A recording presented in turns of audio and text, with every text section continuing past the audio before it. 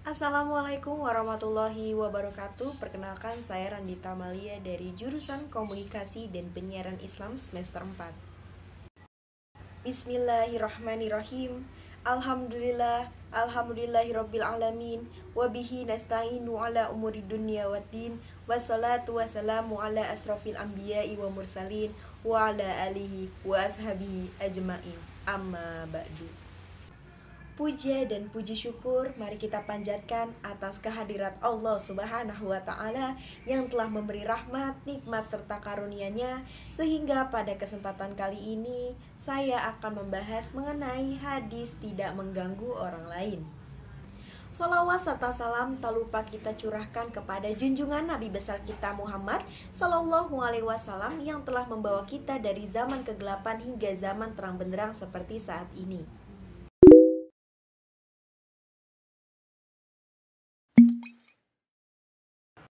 Lafal hadis mengenai tidak mengganggu orang lain.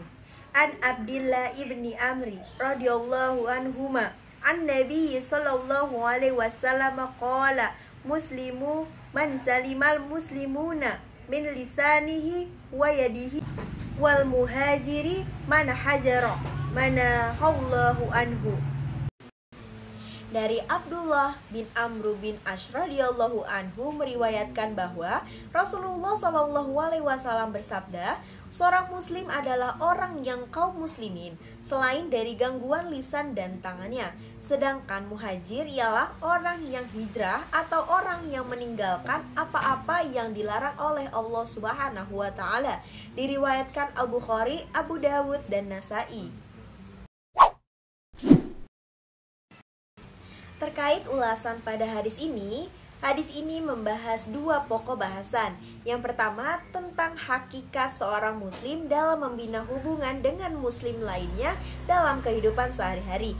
Dan yang kedua ini terkait hakikat hijrah dalam pandangan Islam. Ya, kemudian seorang muslim yang hakiki ini tuh harus memiliki perbuatan atau tingkah laku sesuai syariat atau ketentuan dalam Islam. Tidaklah dikatakan sesempurnanya keislaman seseorang jika ia hanya memperhatikan ibadah atau ritual kepada Allah Subhanahu wa taala saja, tapi ia malah meremehkan atau mengesampingkan hubungannya sesama muslim dalam kehidupan bermasyarakat. Selain hadis ini, dalam Al-Quran juga banyak terdapat ayat-ayat yang mengatur dalam kehidupan bermasyarakat, sehingga terciptanya hubungan yang harmonis antar sesama muslim dan tentunya akan meminimalisir atau mencegah terjadinya pertentangan, pemberontakan atau pergolakan antar sesama kaum muslimin. Hadis di atas juga menyatakan bahwa seorang muslim adalah orang yang mampu menjaga dirinya sehingga orang lain terhindar dari kezoliman atau perilaku jelek dari tangan dan lisannya. Kemudian dengan kata lain, ia harus berusaha agar saudara sesama muslimnya tidak merasa sakit hati atas perbuatan tercelanya. Yang sudah dijelaskan di atas bahwasannya seorang muslim itu harus menjaga perbuatan tangannya dan juga lisannya. Nah, berbicara tentang lisan nih, adapun menyakiti orang lain dengan ucapan atau lisannya, misalnya dengan memfitnah, mencaci, memaki, hinaan atau umpatan dan lain-lain, itu dapat menyebabkan luka di hati dari orang yang kita sakiti. Jadi kita harus menggunakan lisan kita sebaik mungkin. Karena apa? Perasaan sakit hati yang disebabkan oleh ucapan atau lisan kita ini lebih sulit dihilangkan daripada sakit hati atau sakit lain ya, yang akibat dari pukulan atau dari fisik kita seperti itu. Nah, tidak jarang terjadinya perpecahan, perkelahian, bahkan peperangan di berbagai daerah akibat tidak dapat mengatur lisan sehingga menyebabkan orang lain sakit hati. Kuncinya satu, mempergunakan lisan kita dengan baik.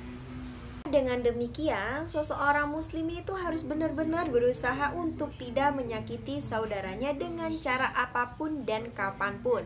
Nah, oleh karena itu, setiap muslim ini harus berhati-hati dalam bertingkah laku, perbuatan ya khususnya. Jangan asal bicara yang tidak ada manfaatnya atau bisa kita umpamakan seperti tong kosong nyaring bunyinya ya. Jangan berbuat sesuatu yang tidak hanya menyebabkan penderitaan orang lain, tetapi dapat menyebabkan kerugian dalam diri kita sendiri. Karena segala tindakan, segala perbuatan baik dari tingkah laku, dari tangan kita, kaki kita, hingga lisan kita itu nanti di akhir zaman atau di akhirat itu akan dimintai pertanggungjawaban. Ya, kemudian di samping itu, jika seseorang atau seorang muslim melakukan dosa kepada seorang muslim lainnya, Allah tidak akan mengampuni dosanya itu sebelum orang yang tersakiti itu memaafkannya. Nauzubillahi min zalik, semoga kita semua terhindar dari segala mara bahaya dan tentunya dari perbuatan tercela yang dapat menyakiti seseorang. Selanjutnya kita akan membahas pokok yang kedua dari hadis yang di atas, yaitu tentang hijrah. Nah, kebanyakan orang mengetahui hijrah itu adalah perpindahan dari tempat satu ke tempat lainnya, tetapi itu salah besar.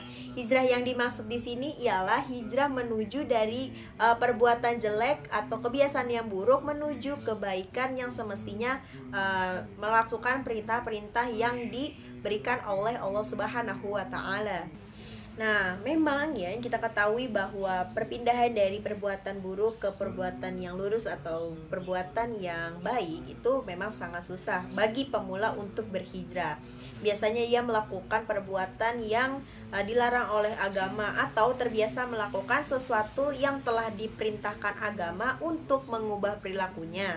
Padahal ia mengakui bahwa dirinya beriman. Nah, dalam hati kecilnya ia dapat mengakui bahwa perbuatan yang selama ini yang dia lakukan itu ialah salah. Akan tetapi jika kalau disadari dengan niat, ya semua berawal dari niat ini, dengan niat dan tekad yang baik untuk mengubah menjadi yang baik itu semuanya akan dipermudah oleh Allah Subhanahu wa taala. Nah, ia akan berpindah dari jalan yang dimurkai oleh Allah menuju ke jalan yang diridhoi oleh Allah Subhanahu wa taala. Itu dia ulasan mengenai hadis tidak mengganggu orang lain. Semoga dapat bermanfaat khususnya bagi yang menonton. Akhir kalam, wassalamualaikum warahmatullahi wabarakatuh.